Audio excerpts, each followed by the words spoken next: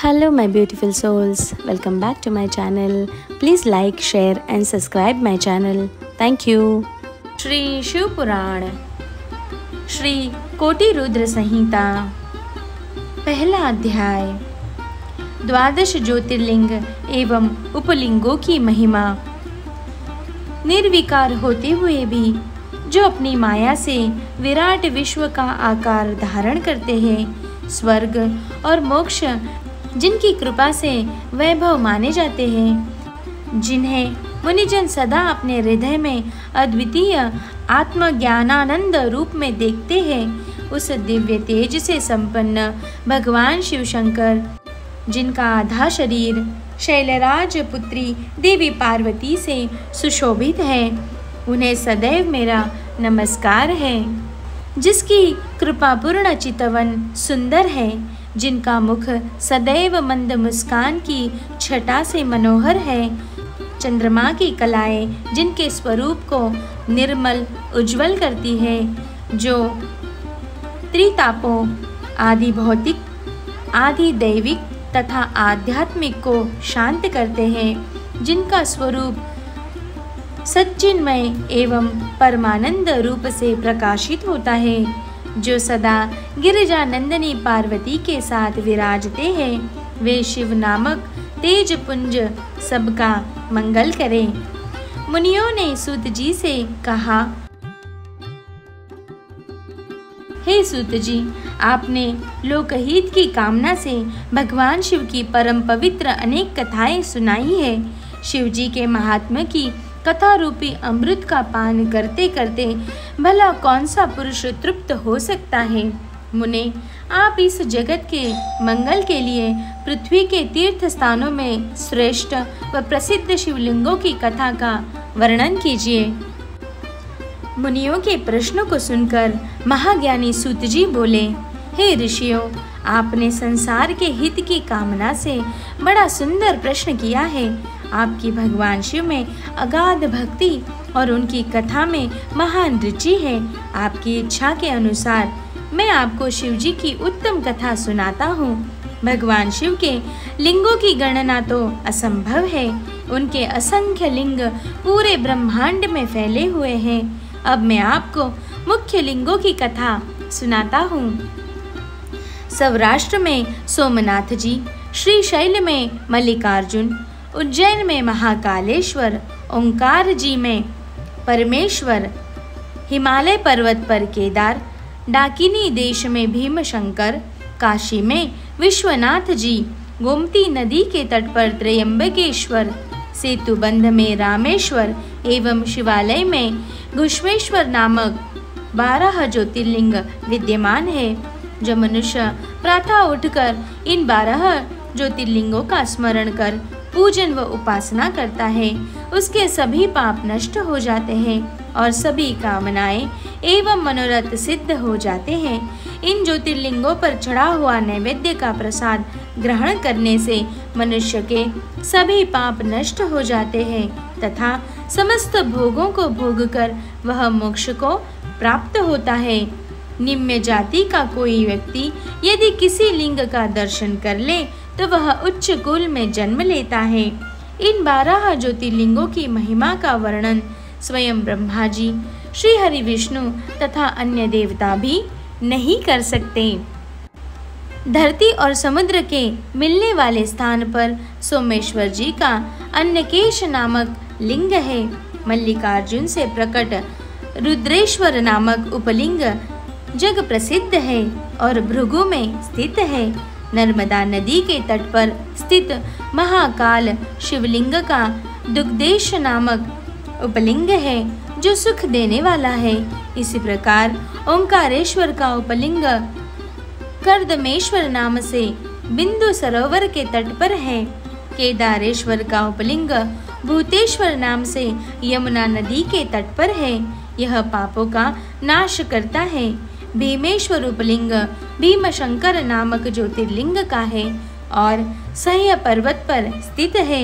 नागेश्वर का उपलिंग मल्लिका सरस्वती तट पर भूतेश्वर नाम से स्थित है और रामेश्वर में घुश्मेश्वर लिंग के उपलिंग के रूप में व्याघ्रेश्वर लिंग स्थित है।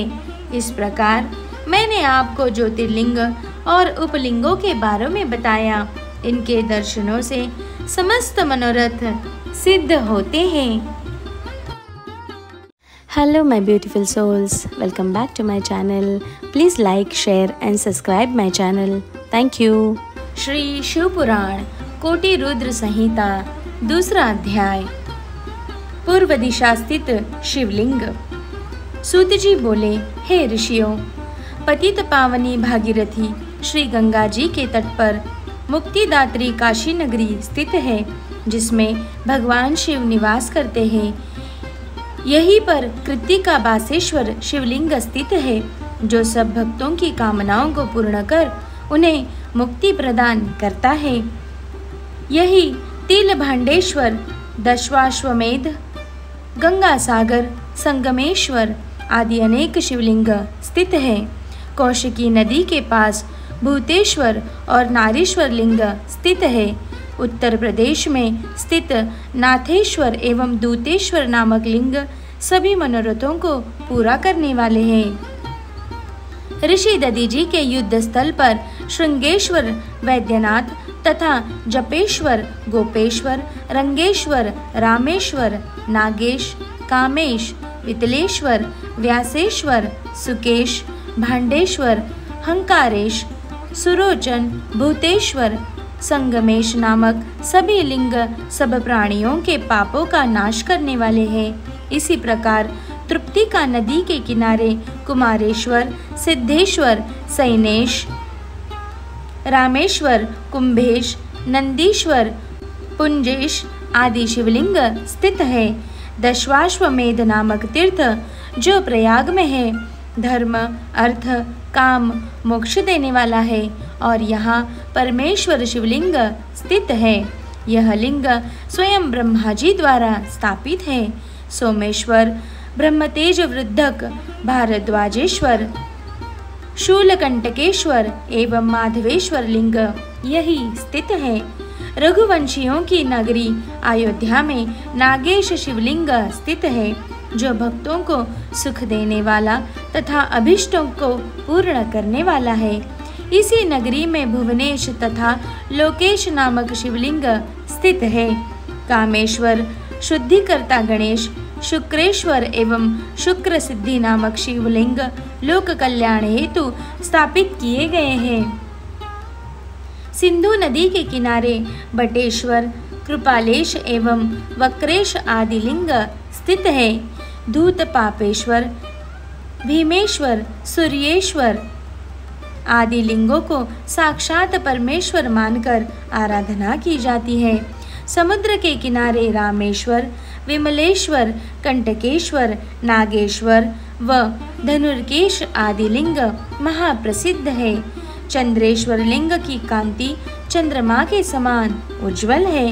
इसके अतिरिक्त विद्वेश्वर, विश्वेश्वर, कर्दमेश, किटीश, नागेश्वर, अंतकेश्वर, योगेश्वर, वैद्यनाथेश्वर, कोटीश्वर, सत्तेश्वर, भद्र नामक, चंगेश्वर व संगमेश्वर नामक ये शिवलिंग पूर्व दिशा में स्थित है। Hello my beautiful souls, welcome back to my channel. Please like, share and subscribe my channel. Thank you. Shri Shiv पुराण श्री कोटि रुद्र संहिता तीसरा अध्याय। अनुसया एवं अत्रि मुनि का तप। सूत जी बोले, हे महर्षियों, ब्रह्मा जी की नगरी में चित्रकूट नामक पर्वत है। वहाँ ब्रह्मा जी द्वारा मतयंगद शिवलिंग स्थित है, जो सभी प्रकार की संपत्ति देने वाला है। इसी प्रकार पूरे संसार में अनेक परम पावन शिवलिंग स्थापित हैं, जो मनोरथों को पूर्ण करने वाले तथा भोग मोक्ष प्रदान करने वाले हैं।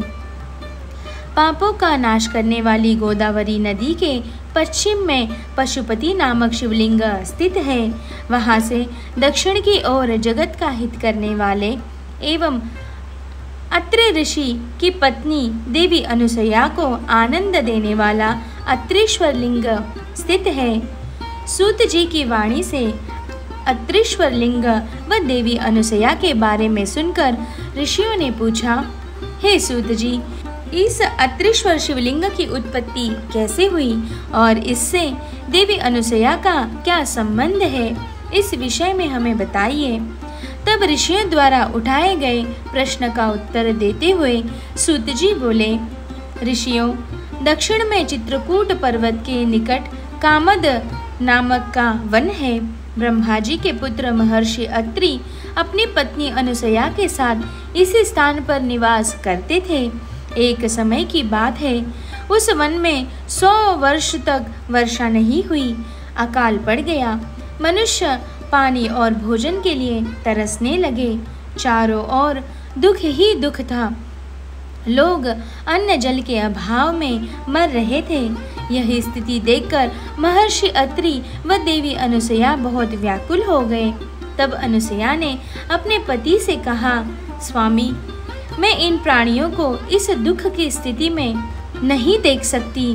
कुछ प्रयत्न कीजिए ताकि इनके दुख दूर हो जाए और प्रसन्नता छा जाए। अपनी पत्नी देवी अनुसया का निवेदन सुनकर महर्षि अत्रि पद्मासन में बैठ गए और भगवान शिव के चरणों का ध्यान करने लगे। इस प्रकार जब वे समाधि में बैठ गए तब उनके सभी शिष्य उनको अकेला छोड़कर वहां से चले गए। परंतु देवी अनुसया ने अपने पति की सेवा में लगी रही। उन्होंने भगवान शिव की मूर्ति स्थापित की और फिर उसकी विधि पूर्वक पूजा अर्चना की। इस प्रकार वे भी शिव जी की आराधना में लीन हो गई। जब देवताओं को इसका ज्ञान हुआ तो वे अत्रि और अनुसया के आश्रम में पधारे। उनके साथ गंगा नदी भी थी। वे देवी अनुसया की प्रशंसा करते हुए बोले कि हमने देवी अनुसया जैसी भक्ति आज तक नहीं देखी, जो पति धर्म और भक्ति धर्म का एक साथ दृढ़ता से पालन कर रही है। निश्चय ही आप दोनों धन्य हैं। यह कहकर अन्य देवता अपने स्थान को चले गए, परंतु भगवान शिव व गंगा जी ने वही निवास किया। गंगा जी बोली कि देवी अनुसया का हित किए बिना मैं यहाँ से कहीं नहीं जाऊंगी। भगवान शिव अंश रूप में महर्षि अत्रि के आश्रम में रहे और कैलाश पर्वत पर चले गए। महर्षि अपनी तपस्या में पूर्व की भांति लगे रहे। इस प्रकार अकाल पड़ते पड़ते 54 वर्ष बीत गए। देवी अनुसया भी अपने वचन को निभाती रही कि पृथ्वी पर वर्षा से पूर्व मैं अन्न जल ग्रहण नहीं करूंगी। अनुसया श्रद्धा भाव से शिव जी के चरणों में अपना ध्यान लगाती रही। Hello my beautiful souls, welcome back to my channel. Please like, share and subscribe my channel. Thank you. Shri Shiv पुराण श्री कोटि रुद्र संहिता चौथा अध्याय अत्रीश्वर की महिमा वर्णन। सूत जी बोले, हे ऋषियों, तपस्या करते हुए महर्षि अत्रि को बहुत समय बीत गया था।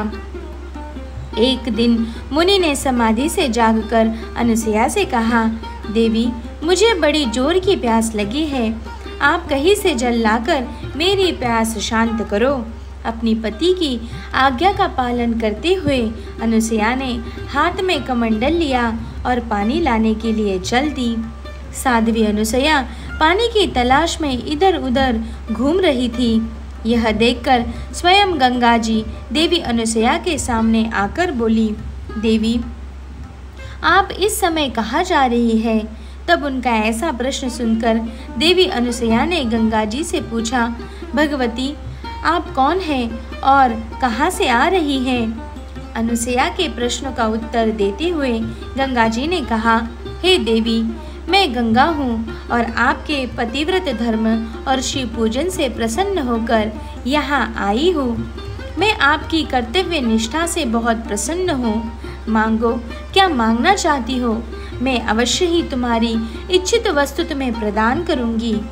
गंगा जी के ऐसे वचन सुनकर देवी अनुसया ने हाथ जोड़कर विनम्रता से गंगा जी से कहा, हे माता, यदि आप मुझ पर प्रसन्न हैं तो कृपा कर मेरे इस कमंडल को जल से भर दें। मेरे पति प्यासे हैं, मैं उनकी प्यास बुझाना चाहती हूँ।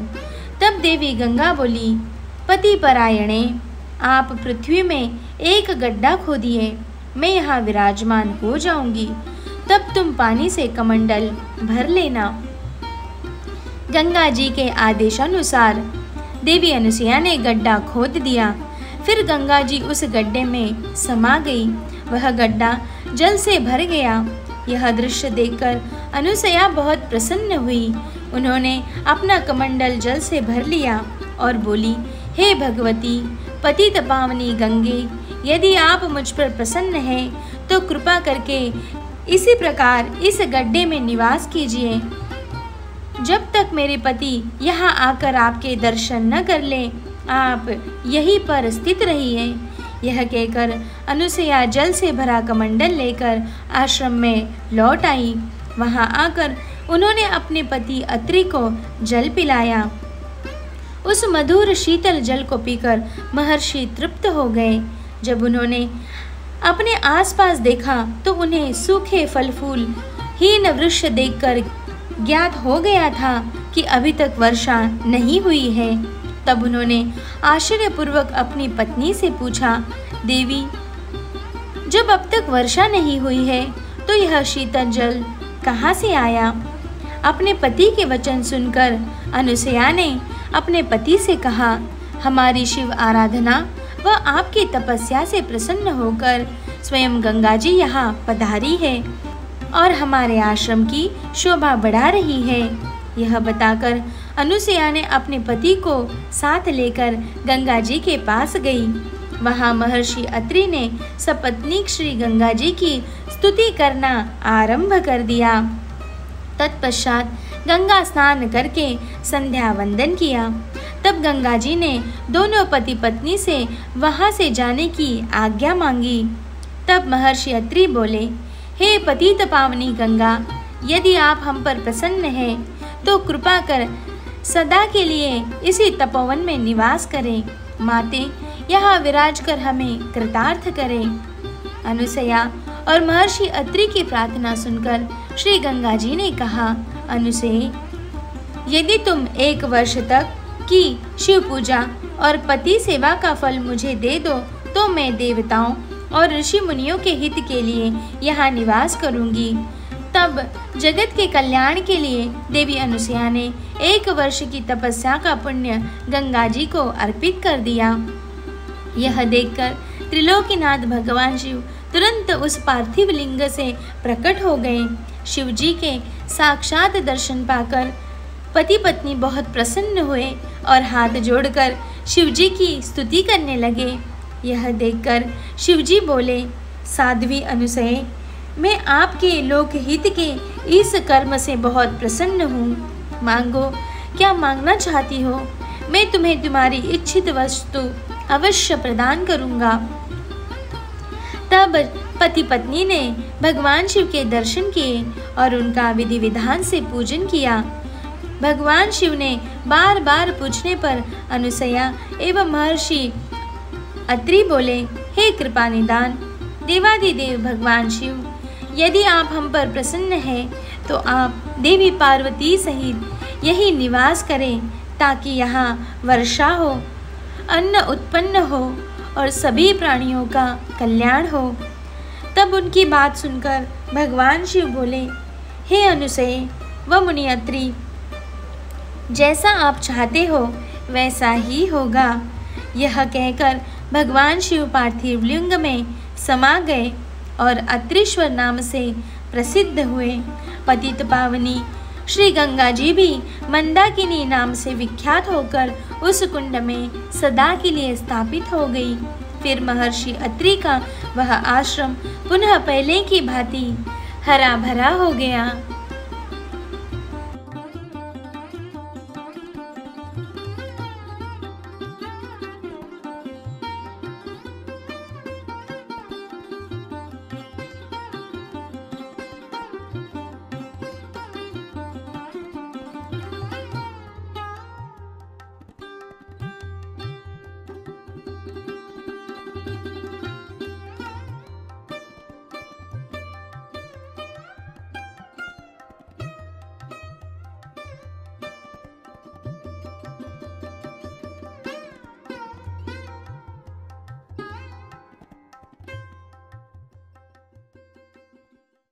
Hello my beautiful souls, welcome back to my channel. Please like, share and subscribe my channel. Thank you. Shri Shiv पुराण श्री कोटि रुद्र संहिता 5वां अध्याय नंदकेश की महिमा वर्णन।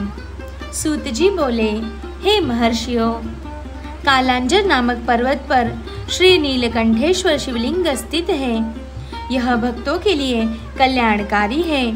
वहीं पर एक सुंदर कुंड है। जो मनुष्य उस कुंड में स्नान करता है उसके सभी पाप नष्ट हो जाते हैं और उसे मुक्ति मिल जाती है। रेवा नदी के किनारे असंख्य शिवलिंग है जो अमोघ फल देने वाले हैं। इनकी महिमा अनंत है। मैं आपको भगवान शिव के लिंगों की महिमा के बारे में बताता हूँ। आर्तेश्वर नामक शिवलिंग पापों का नाश करने वाला है। यहीं पर परमेश्वर व सिद्धेश्वर नामक लिंग भी है। रेवा नदी के किनारे रामेश्वर, कुमारेश्वर, पुंडरीश्वर, मंडलेश्वर एवं तिष्णेश्वर नामक शिवलिंग है। इनके दर्शनों से भक्तों के सभी पापों का नाश हो जाता है। नर्मदा नदी के किनारे स्थित धुंधरेश्वर, शालेश्वर, कुंभेश्वर, सोमेश्वर, नीलकंठेश्वर, मंगलेश्वर व नंदिकेश्वर नामक शिवलिंग सभी कामनाओं को पूरा करने वाला तथा मुक्ति प्रदान करने वाला है। ऋषियों ने कहा, हे सूत जी, अब आप हम पर कृपा करके हमें नंदिकेश्वर लिंग की महिमा के बारे में बताइए। ऋषियों का अनुरोध मानकर सूत जी ने नंदकेश लिंग की महिमा के विषय में बताना शुरू किया। वे बोले, रेवा नदी के किनारे करणी नामक नगरी है। उस नगरी में एक ब्राह्मण अपनी पत्नी और 2 पुत्रों के साथ रहते थे। जब वे वृद्ध हो गए तब ब्राह्मण अपने परिवार को वहीं छोड़कर स्वयं शिवनगरी काशी चले गए। कुछ समय पश्चात वहां पर उनकी मृत्यु हो गई। जब ब्राह्मणी और उसके पुत्रों को इसकी सूचना मिली तो उन्होंने काशी जाकर ब्राह्मण की अंत्येष्टि एवं अन्य संस्कार किए। तत्पश्चात वे वापस घर लौट गए। कुछ समय बाद ब्राह्मणी का भी अंत समय निकट आ गया। वह बीमार रहने लगी। तब उसने अपने पुत्रों को बुलाकर उन्हें अपनी अंतिम इच्छा बताई। ब्राह्मणी बोली, पुत्रों, मेरी मृत्यु के पश्चात मेरी अस्थियों को गंगा जी में प्रवाहित करना तथा मेरा पिंडदान एवं श्राद्ध काशी में ही करना। पुत्रों ने उनकी इच्छा पूरा करने का वचन दिया। जैसे ही बड़ा पुत्र सुवाद माता के लिए पानी लेने के लिए गया, उसने प्राण त्याग दिए। अपनी माता की आखिरी इच्छा पूर्ण करने हेतु सुवाद ने उनकी अस्थियों को काशी ले जाने का निश्चय किया। उसे 20 योजन का मार्ग तय करना था।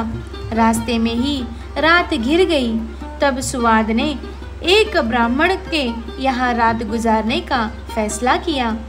उस ब्राह्मण के घर रुककर सुवाद भगवान शिव का पूजन करने के पश्चात वहीं पर विश्राम करने लगा। तभी वहां से एक अद्भुत बात दिखाई दी।